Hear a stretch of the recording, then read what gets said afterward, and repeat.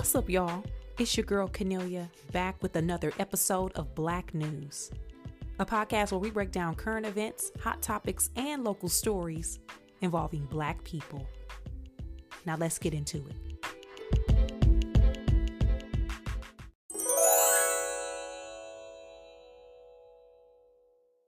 Before we even get into it, y'all, I may or may not drop an episode next week, okay? Next week is Thanksgiving. Thursday is Thanksgiving. We gonna be eating good. Monday is my birthday. I do not know yet if I will drop an episode. So I'm just giving y'all a heads up in case come Thursday or Friday or whenever you usually listen to this, there ain't no cast. Okay. If there ain't no cast, then I did not record episode of the podcast. I'm still debating, and it probably will depend on topics. Like if it's something happening, if it's something going on, then I might have to fire up the old microphone. Okay, I might have to open up the setup. If it ain't nothing going on, hey y'all, I'm just gonna eat some food and go about my business. Read some books, take a nap, and put up a Christmas tree. I ain't gonna do too much. But it is my birthday. So that might play a factor. I ain't got no plans, but hey, I'm still alive. So that is the most important thing to me because people don't make it. Everybody don't make it. So again, TBD on the new podcast episode next week. Yeah, we'll see what goes on. But as far as this week, y'all, it's been crazy. It's y'all every week has been crazy. Who are we kidding? Okay. Who are we kidding? Who we fooling? Every week has been completely insane. But I think this past week, just as far as like political updates, y'all, this been one of the messiest weeks I've seen in a while. I ain't gonna even hold you. I ain't even gonna hold you. It's been messy and it's only November, year one. Ugh. So let's get into that, right? What's been going on? There have been continued conversations about the release of those files. Now, I told y'all, I think I be getting flagged. So I'm not going to say that person's name whose name is connected to the files. Now, when I say the files, y'all know what I mean by the files. Okay? Y'all know the files. But I'm not going to say his name. I'm going to say J.E. and I'm not talking about Jagged Edge. Okay? We ain't talking about J.E. Heartbreak. We ain't talking about the twins in them and then that one that be the dark skinned one and that crazy one. We're not talking about the group. We not. Okay, we ain't talking about healing. Ain't none of that. J.E. Heartbreak. Can't take another heartbreak. We not talking about J.E. When I say J.E. on here, I'm referring to that man with the files. Okay. It's been conversations. We've been talking about them files. Okay. Release the files. They ain't gonna release the files. The FBI redacting the files, all this other stuff. We have been going on and on and on. Personally, y'all know I side with victims, and y'all know I care about women, girls, men, and boys. I don't play by no victims, but I have and had no hope that there will be any justice served on behalf of those victims. I have watched documentaries about J.E. over the years, so I have a pretty good grasp to an extent on what has been done. We all have speculated that there's a lot more.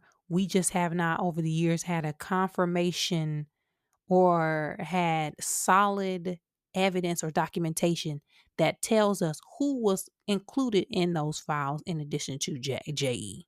But we know y'all boy, the one with the red hat, has been accused because now that is a big part of the conversation. Is that man in the files? Well, I think I just mentioned how there has been conversation about how the one of the alphabet boys has been heavily redacting what is in them. You can imagine the speculation is they're redacting them so that the people that they align with will not be mentioned and not be shown once or if the files are released. Now, y'all know what I think. Low-key, I think when they come out, we going to see names added. Y'all, they probably we going to see names added in pen. Okay, and ink pen. We gonna be like, is that somebody name added an ink pen? I honestly think they gonna add in the entire other political side's party in them files because they know it is easy to persuade people in within the public that they were actually in there in the first place. I'm telling you, I would not be surprised if they added some shit up in them files. Cause they, hey, why wouldn't they? They be doing stuff like this. But anywho, the emails were released. Now I'm not going through no 30,000 email. I'm not doing that. Okay, I look at the cliff notes. Send me the details. Just send me the paper so I can take a look and check it out. But the one that went viral, in addition to many others, there were mention of foreign leaders. There were mentions of people. It was just a mess. But specifically, the name Bubba came out that sent social media into a complete frenzy. It sent news, publications, late night talk shows, you name it. Everybody was doing donuts to make sure we wasn't misinterpreting this. Now, I'm going to read it. It says, and I'm not going to read the whole email because that's crazy. But the part that took this over the edge, it says, ask him if insert name of foreign leader in a country that is considered the bad guy. Ask him if that person has the photos of Red Hat blowing Bubba. Y'all, people started flipping out because Bubba is the nickname of y'all's former president with the saxophone. So immediately people were like, are you kidding me? Does this mean that that dictator overseas has a picture of the red hat doing something crazy with saxophone? Is that what you saying? People have been speculating over the years. Y'all know rumors, just rumors. That saxophone was in them files. It people saying he ain't in it, whatever. But people automatically took that nickname and said, oh shoot, that must be Mr. Saxophone. Okay? That hey, people went crazy. People were talking about this all weekend. Talking about it all weekend, speculating, trying to figure out it's dominating the news cycle. I don't think we have heard from Mr. Saxophone himself, and I don't think we're going to. This ain't the type of stuff that you jump in on and want to make a statement. You just got to let it play out. Okay? You just got to let it play out. You got to just do, hey, for him, if he in it, he ain't, they just, I don't know. I don't know. And it's not like it's going to be overseas where the prince over in that country associated with Diane and them. Again, I'm trying to stay away from saying names because they be flagging me. Child, they banished him from the royal family. He out. They making him stay in some secluded mansion or a condo somewhere and remove his titles. He can't even come out and kick it at family events. So that same thing is not going to happen here. But the court of public opinion is whooping ass over this side of the ocean. Now, J.E.'s brother has come out. He's been very vocal about this. He has come out and has been attempting to shut down the rumors that Bubba is related to Mr. Saxophone. That's what he's been saying. He's been saying they ain't got nothing to do with him. That is not him that he's referencing. From what I recollect, he did not say who he was talking about. Okay. We don't know who that person is. But his brother said, hey, that ain't him. So I think I saw something where somebody else said it wasn't him. So we'll see, who knows. But the internet got a kick out of that, which is crazy because at the root of all of this, there's still victims involved in this. So while people can find moments of, banter, let's not lose sight. People were harmed. Kids, young girls were harmed, okay? But outside of that, the most recent update, the Senate and the House passed and voted to release those files. And now the bill is just going to the Red Hat desk for the Red Hat desk person, the Red Hat to sign it and start the process to get the files released. Now, all of a sudden, there has been a change in tune where they're like, yeah, let's release them, which tells me that them files is heavily edited and redacted. And it's going to be some handwritten notes up in there, baby. And you can't tell me otherwise. But we'll see. We'll see. What do y'all think though? What y'all think about it? Child, who was that person in the email? Who was that name? Mm-mm-mm. You let me know. You can find me at Cornelia on social media. As you all may have noticed, or maybe not, First Lady Michelle Obama is on a book tour promoting her recent contribution to the arts and literature. She came out with another book called The Look, which is a book that documents and talks about and explores the fashion and the looks behind her time in the White House, and I believe maybe beyond, like before she even got in there, because as we all know, as them being the most heavily scrutinized family that has ever stepped into that building and held that office, every single thing that they did, is specifically her, because it was her book, we talking about her, was scrutinized, picked over, criticized, you name it. Sleeveless shirts, dogging her out. Dresses, the ones certain designers, one certain designers, dogging her out. You name it. And we all assumed and knew this, that behind the scenes it was very there were conversations happening around everything that she put on, reasons why, and all of that. So to see her come out with this book and to see her on a book tour again, love it. Y'all know I love me some Shell. Okay. Well, hey, love me some Shell. Okay. So excited about that. Many book stops. But on one particular book tour stop, she was interviewed by Tracy Ellis Ross. Again, another leading lady when it comes to fashion. That is not Tracy Ellis Ross. Is Tracy Ellis Ross's primary lane, right? She's an actress. She's an entrepreneur. She is a producer. She does many things.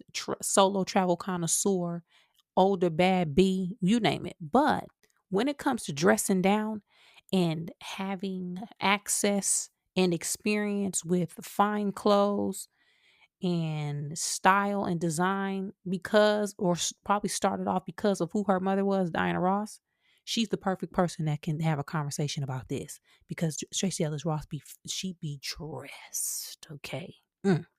But on the books, the stop, a part of the conversation shifted to hair because, and I think what led into this was talking about how Michelle had braids after she got out of the White House. And I was saying this while she was in there, and a lot of people were.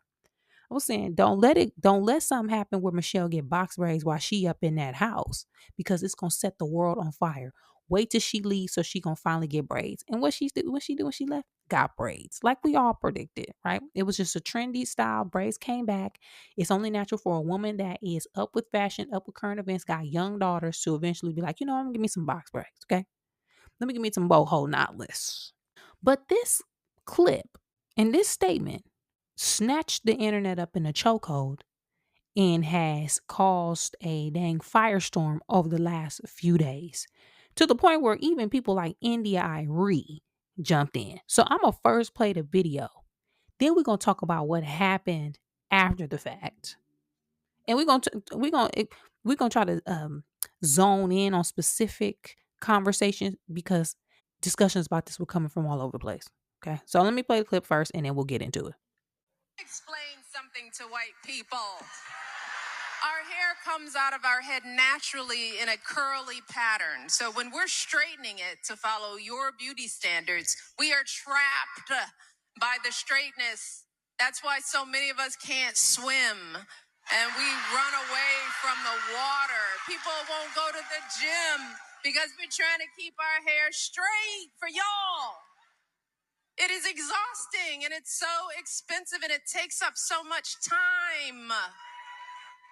Braids are for y'all so we can work harder and focus on the work. So why do we need an act of law to tell white folks to get out of our hair?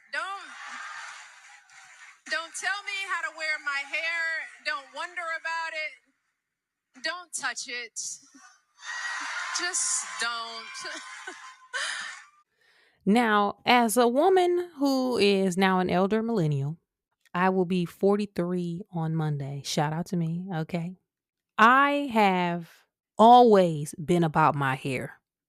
Now, I don't know if that is because of society and how Black women and Black girls' hair became a huge part of their being and their identity for many different reasons, whether that's because of trying to be a um, us being forced to have to assimilate in environments that were not structured for us and were not designed to allow us to appreciate our hair in professional settings, in formal settings. Maybe.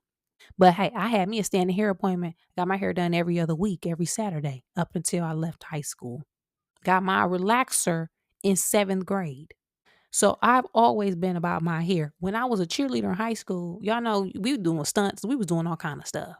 We was out here. We was bring it on. Basket tosses. I had girls. We had girls standing on our shoulders. I was base. So I'm doing all kind of stuff. Our coach, our coach Manny, she tried to tell us that we ought to have to wear ponytails to cheer. I pulled her to the side and was like, "Please don't make me wear no ponytail because I can't have a dent in my flat iron. My wrap got to be fresh. I can't have a ponytail dent." So she low key let me keep cheering with my hair down. Because baby, we can't mess up the flat iron. What you talking about? I got a fresh wrap. Ain't gonna be able to pull that off. So again, I've always been about it. Even now, y'all know I had the shorty doo wop. I kept the barber on standby. I got to be fresh. So what she said, yes, it was very relatable. While some of that does and doesn't apply to me, those specifics, I have been a woman, a Black woman, long enough to know and to have many conversations and been exposed to many different things to know what she's saying is not, it's not wrong. Well, people was on the internet talking about she don't know what she talking about. So one post on Thread that went uber viral. I mean, it was, y'all, it got crazy. Was this one particular person who said, and I'm gonna read what she said because y'all, they was tearing her up all weekend. Let me say what it said. And I'm not going to name the girl name because she got tore up enough. But she said, "Dear Michelle Obama, newsflash, Black women do not straighten their hair because of white people's beauty standards. As a curly natural myself, most Black women straighten their hair because they choose to and it's easier to manage for them. Let's drop this narrative that we do anything for the white beauty standard. Black women are the true beauty standard. Why get on stage and say that nonsense? While we may not have the same experiences in life, that don't make us less or more Black. Also, never ever did I discredit the Crown Act or say I wasn't aware.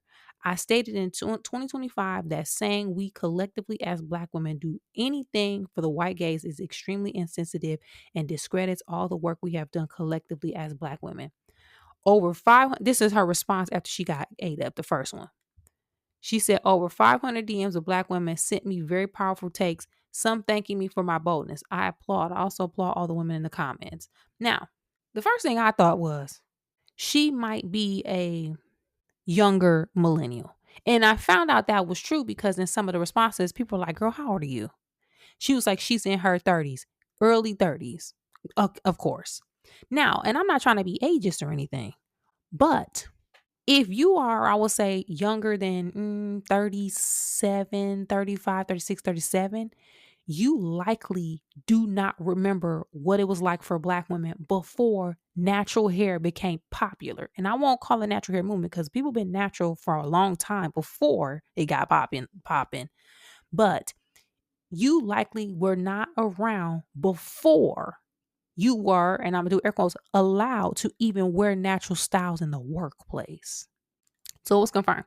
She was younger, which again leads to a different, and I'm saying this because I'm happy that the work paid off of Black women, but it shows that sometimes you just don't know what people went through before you. You just don't know. We losing recipes.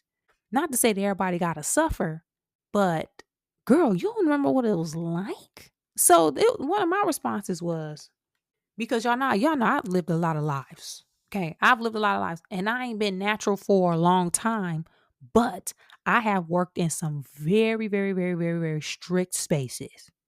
So one of my responses to her was, when I worked at an investment bank between 2005 and 2010, Black people, men and women, were highly discouraged from wearing natural hairstyles outside of locks for women. No facial hair for the men either. There were definitely there definitely was a different standard in the time that Michelle navigated versus now. Y'all, people used to get walked off the job in investment banking if they dare show up with some natural hair. You come up with an afro, some puffs, box braids, cornrows, any of that, you got to go home and get and come back with professional hair. And I'm not saying this to say it was right or justified. I'm telling y'all what black people was going through in these spaces. You better not walk up in there with no natural hair because they would have sent you home. The most I seen people get away with it was women with locks.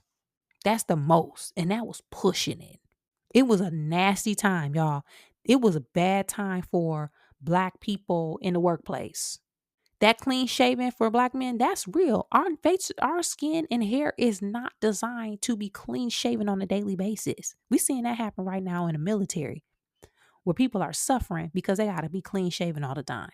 So unless you were in an environment like that, you just you weren't there. You just wasn't there. You wasn't outside.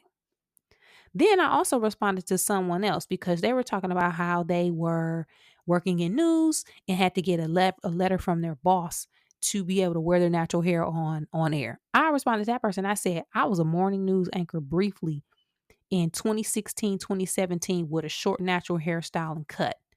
And other black anchors were shocked that I wasn't advised to wear a wig. Y'all, that was just in 2017 where it was people were stunned that I could be on on local news, ABC, mainstream media with my natural hair. Because across the country in newsrooms everywhere, black women were being told they had to put a wig on. It wasn't that long ago. So when I see posts from women, like young women like that, it just makes me sad, right? Because baby, we was going through it. Also, the Crown Act exists for a reason, guys. Why do we have the Crown Act? If like that's something like, girl, what are you? There's people like, girl, what you talking about? Okay, we literally had to pass a law so that we can wear our hair. But another thing I'll say, because I think people purposely act obtuse online and when it comes to certain topics to try to improve their point, right? I think people purposely try to duck and dodge the true root of the conversation just to prove themselves right or that they won't be out here looking crazy. Because when Michelle said what she said and then the person responded talking about the white gaze and all of this stuff, and this is what my response, what my second post on Threads was, because that was really sitting with me.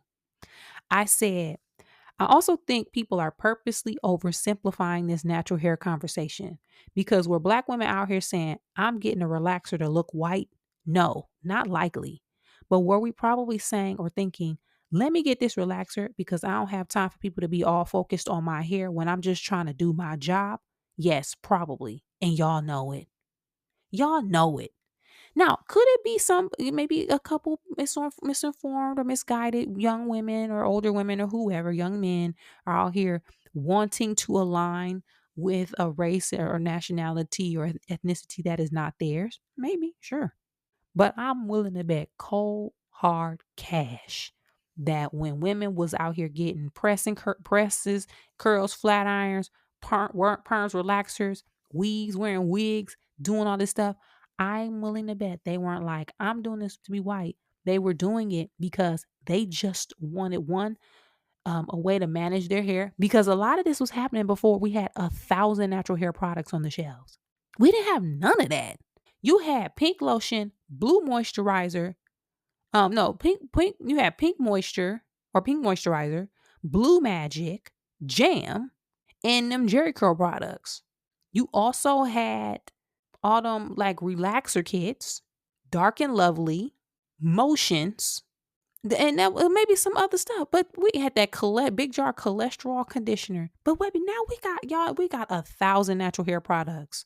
So a part of it back then was just I got to figure out a way to get my hair done so I can go to work. They won't be staring at me. I don't get walked off the job or fired or told that I need to do something else with my hair. Or are you gonna come with your hair professional tomorrow?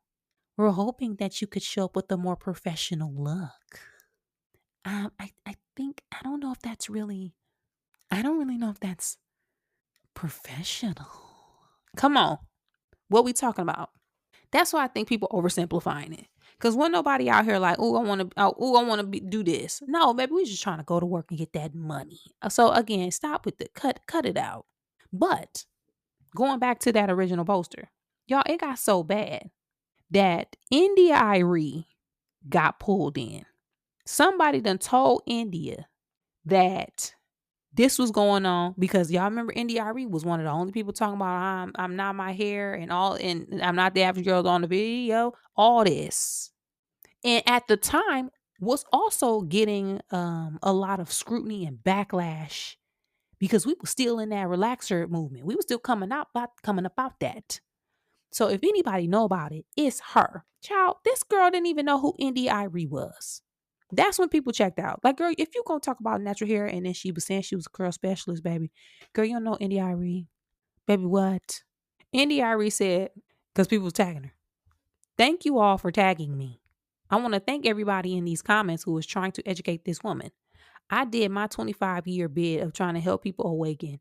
Maybe the path we laid made it too easy to walk down, but I'm going to thank y'all for doing this work. As far as I'm concerned, she can be rude and miseducated in peace, and I too will remain in peace. She'll learn when she learns. I guess it won't be today. The original poster responded, I'm commenting to you directly as I wanted time to Google you for myself as I wasn't familiar with you or your work. Girl, what you mean? You a curl specialist or you don't know. Girl, you don't know no India Irie? Girl, what? Like, okay. She said, I want to be transparent and honest before commenting. I respect your opinion, perspective, and the work you contributed. However, the remark about me enjoying my curl specialist job felt unnecessary because India Irie said that in another post. Child, y'all done got India started. She didn't responded 35,000 times. She said it felt unnecessary, rude, and dismissive.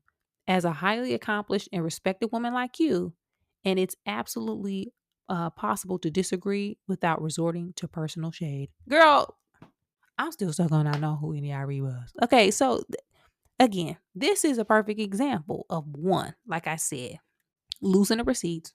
It is an example of the hard work that women have done actually paying off to the point where people now who are coming up don't remember the struggle. They just don't know they wasn't there. It's not as hard for them. 3, people trolling online for engagement because a part of this told me and let me to believe some these people just want somebody to talk to them and want to stir up some trouble because ain't no way. Okay, ain't no way. But 4, sometimes you got to say what you got to say, block the person, and move on because people are literally still talking back and forth to this girl when she do not care. She do not care. I would say though, for the sake of us, let's do a better job of remembering what happened in all aspects of our collective lives and beings. And I'm saying beyond this little situation up right about this, because this can translate to Black history. This can translate into American history as a whole. This can translate into family history. You name it. We got to remember what happened because otherwise, you going to have people out here. You going to have your daughters, your sons, your nieces, nephews, cousins, brothers, mentees looking crazy. Okay. They're just gonna be looking crazy. And I don't want nobody getting dragged online. I just don't want it for you. I don't want it for myself. Okay. But what do y'all think about the conversation? And is there a perspective of this that I'm missing? Okay. And I'm just, again, giving my personal perspective as somebody who was in the field. Okay. I seen people get sent home off the job for having hair that wasn't, air quote, professional. It's not professional. I've seen it. But let me know what y'all thoughts are. Okay? Let me know. You can find me at Cornelia on social media. And Leslie, I want to quickly bring this up because, child, y'all better watch it out here. Okay, married people, you better watch it, and especially if you married in North Carolina, because the news just dropped that a woman sued her ex-husband's mistress for destroying their marriage, and she was awarded $1.7 million in damages. Hey, man, you better watch it. Y'all better tighten up. Now, let me see. It says this is part of the article. I'm just reading the papers. The North Carolina woman will have to pay $1.7 million after a jury found her liable for destroying a Durham couple's marriage. The lawsuit was filed in Durham County Court and accused this one person. I'm not going to be saying these people's names. She was an influencer on TikTok with over 3 million followers of seducing and having an affair with her manager, who was also that woman's husband or ex-husband now.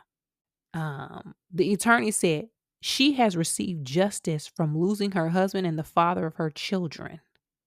The jury found her liable for criminal conversation and alienation of affection. North Carolina's alienation of affection laws allows a spouse to sue the person they blame for an affair that ends a marriage. North Carolina is one of the few states that allows jilted spouses to sue someone for interfering in their marriage. Mm, mm, mm, mm, mm. Y'all, you better watch out. You better watch out. Now, again, I ain't married, okay? And I don't think it's for me. I just don't know what the benefits are at this point. I'll be annoyed, okay? It just seems like a lot of hard work. It seemed like a lot of hard work. But one thing I would hate, and I'm saying this too as a friend to a lot of Black News listeners, male and female, women and men, I would hate to see somebody, y'all, me, or anybody put in all of this hard work in these marriages. Thick and thin, richer for poor, back-breaking labor, cooking dinner, cleaning up, got to pick up the kids, having debates, argue. We got to compromise. Maybe you got to so much compromising, doing all of this stuff, and you are paid back with an affair. You get cheated on after you sacrificed and did all of this stuff. I done had to hang out with your little stinking homeboy. I had to do all of this stuff. And now you're cheating on me? I would hate to go through that and to not have, like, I won't call it payback, but like, what am I going to get in return for all of this labor that I put in? What am I going to get? Well, if you live in North Carolina, baby, you might be entitled to $1.75 million. Now, is this lady gonna get her money back? Probably not. They're gonna have it's gonna be garnishment city over here. Okay. They're gonna hit that paycheck because the girl was on social media. It didn't look like she had no intention to pay this back. It don't look like she ain't stressing or stunting at all. But if you in North Carolina, this is the case. Hey, as a matter of fact, if you getting married, plan a trip to Charlotte and baby, I think we should really get married in Charlotte. It's just a beautiful city. Well, what is it about Charlotte? I don't know. It's just calling me. I think we should sign our marriage license in Charlotte. Do that so that if something happened and stuff hit the fan, you can also sue your spouse's mistress or Mr. or however they call the male version of that for a couple mil. Okay. Couple mil. I just want to touch on this because, child, whew, let me know your thoughts about it. And if you have been in a situation or know somebody in a situation in North Carolina that could benefit from this, send them the article. Y'all better send them the papers. Send them the papers. Let me know your thoughts about it. You can find me at Cornelia on social media.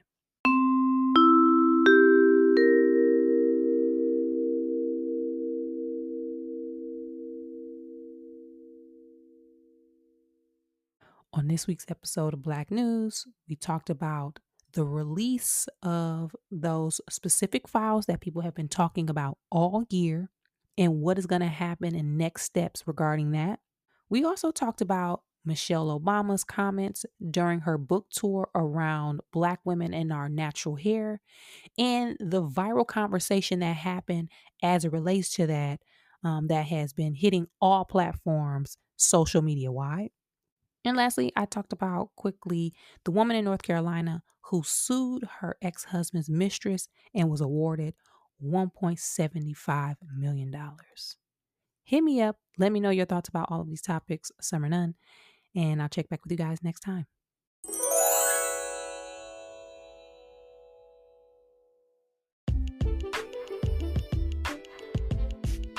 That's it for this week's episode of Black News, y'all. Thanks again for supporting the podcast by sharing, liking, subscribing, and rating 5 stars on your favorite podcast app. To find more information about me, you can check me out at Kennelia on social media, as well as on my website, which is kennelia.com. And as always, thanks for supporting, and I'll be back next week with new topics and a new episode.